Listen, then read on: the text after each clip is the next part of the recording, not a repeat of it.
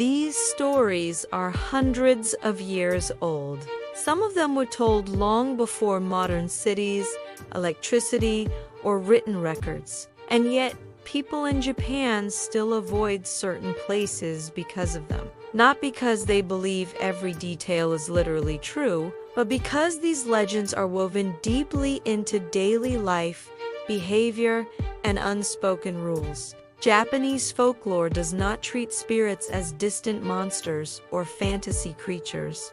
They are close. They are quiet, and most of the time, they appear only when something goes wrong.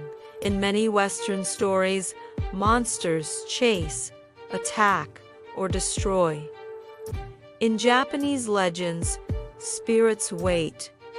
They observe, they respond, and often, the most frightening part is not what they do, but when they choose to do it. One of the most well-known figures in Japanese urban legend looks almost ordinary at first. She appears as a woman wearing a long coat and a surgical mask, something that became common in Japan long before it did elsewhere. She approaches people, often children, and asks a simple question: "Am I beautiful?" Her name is Kuchisakana, the slit-mouthed woman. The question seems harmless, but there is no correct answer.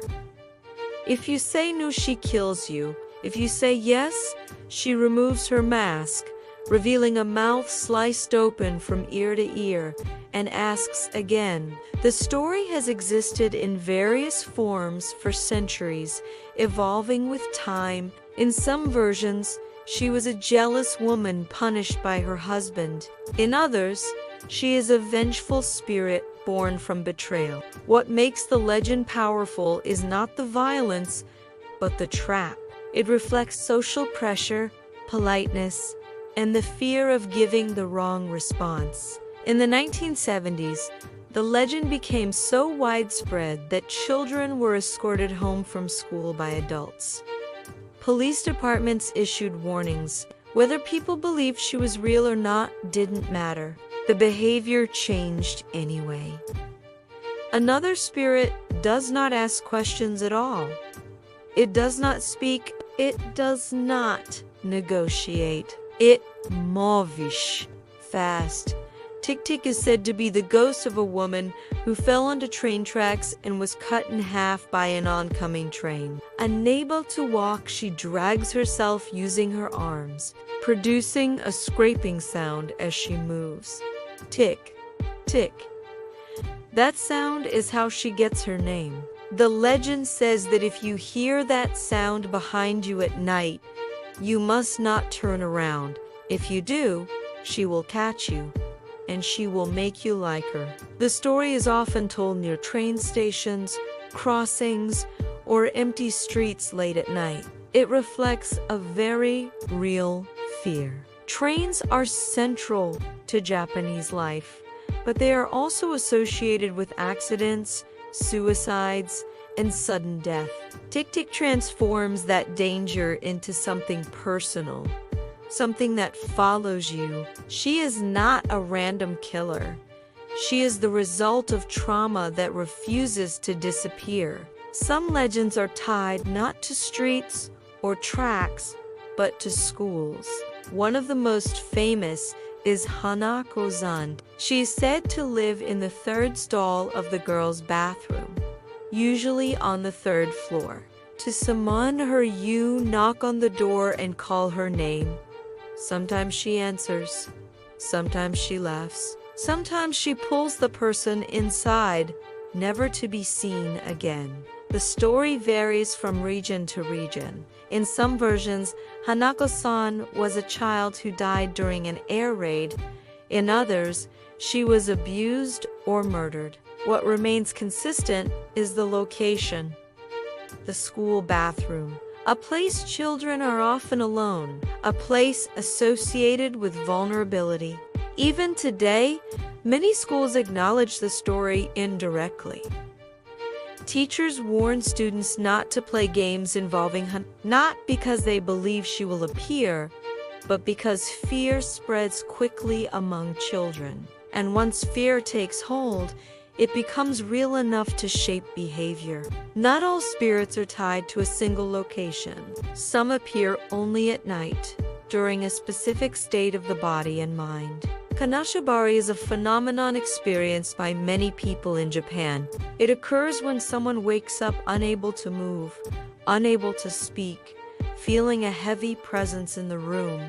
Breathing feels difficult, panic sets in. Some people report seeing shadows. Others feel someone sitting on their chest. Modern science explains this as sleep paralysis, but folklore provides a different explanation.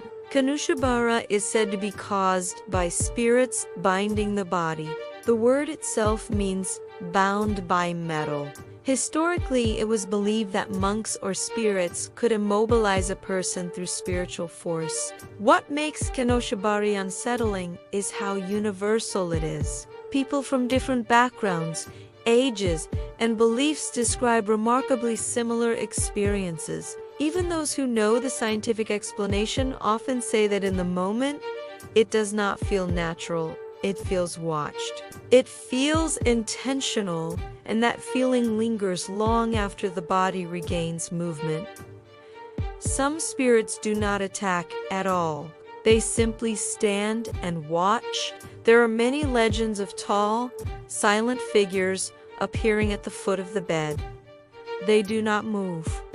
They do not speak. They wait until the person notices them.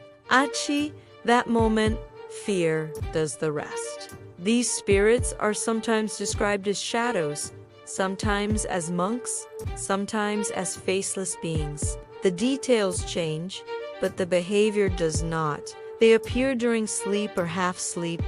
They disappear without a trace, and they leave behind a lingering sense that something was there. Something aware. In Japanese folklore, not all spirits are evil.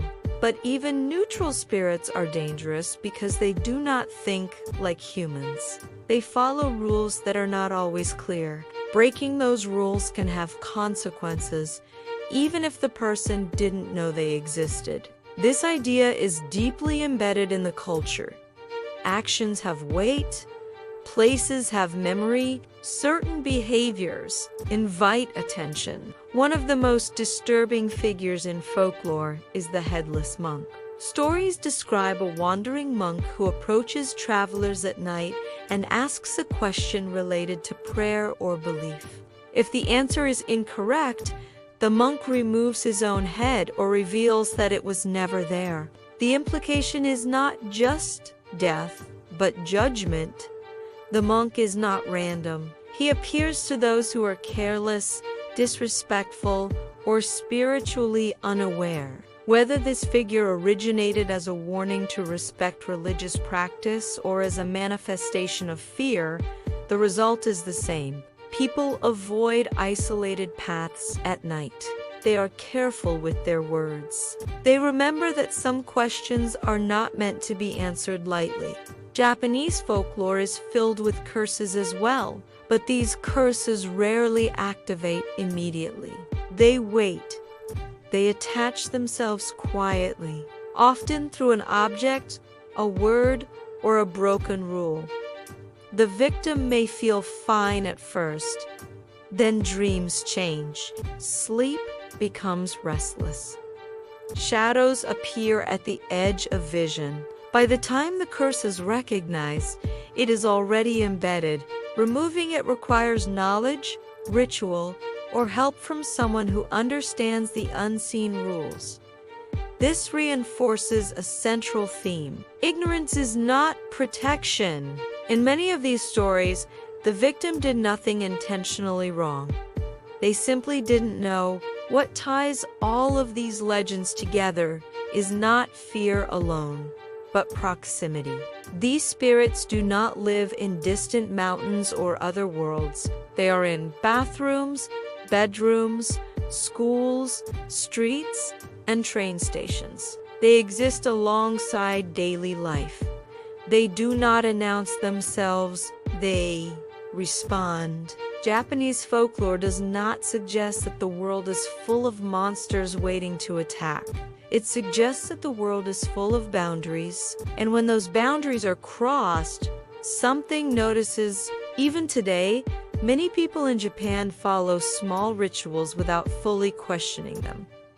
Avoiding certain numbers, not whistling at night, not stepping on certain thresholds. These actions may seem superstitious, but they serve a psychological purpose. They maintain a sense of order in a world where not everything is visible or understood. Whether these spirits are real is almost beside the point. The stories endure because they map fear onto familiar spaces.